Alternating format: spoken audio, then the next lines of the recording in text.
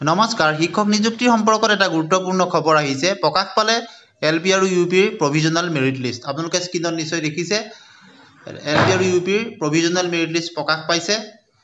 আৰু এই প্ৰভিজনাল merit list হৈছে যিসকল চিটেটৰ পিটিশ্যনাৰ আছিল 2020 চনতে পাব্লিছ হৈছিলে যি এডভাৰটাইজ, আৰু তাত চিটেট পিটিশ্যনাৰসকলে তেওঁলোকে কেছ কৰিছিলে আৰু অৱশেষত তেওঁলোকৰ কাৰণে এলপি আৰু ইউপিৰ কাৰণে সুকীয়াকৈ প্ৰভিজনাল মেৰিট লিষ্ট প্ৰকাশ পালে।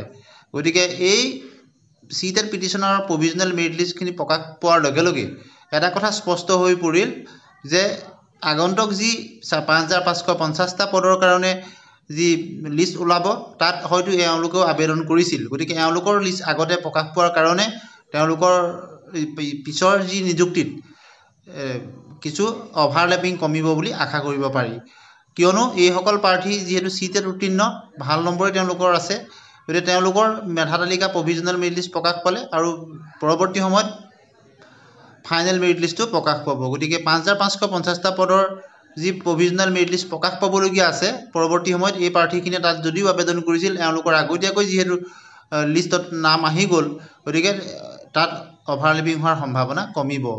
আৰু আপোনালোকে এটা কথা নিশ্চয় গম পায় যে আজি মুখ্যমন্ত্ৰী মহোদয়ে 5550টা পদৰ ভেৰিফিকেশ্যন সম্পৰ্কেও এক গুৰুত্বপূৰ্ণ মন্তব্য দিছে আৰু সেই সম্পৰ্কত সুকীয়াকৈ এটা ভিডিঅ' দিয়া আছে, আপোনালোকে চাই ল'ব।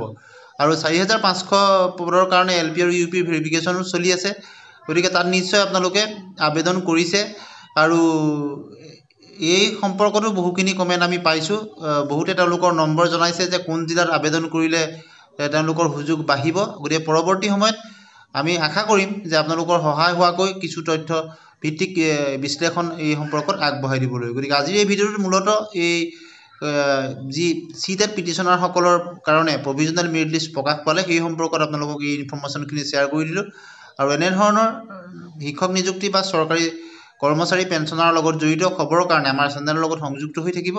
আৰু প্ৰথমবাৰৰ কাৰণে যদি চাইছে চেনেলটি ছাবস্ক্ৰাইব কৰি দিব, ভাল পালে লাইক আৰু শ্বেয়াৰ কৰি দিব। আজিলৈ আহোঁ, ধন্যবাদ।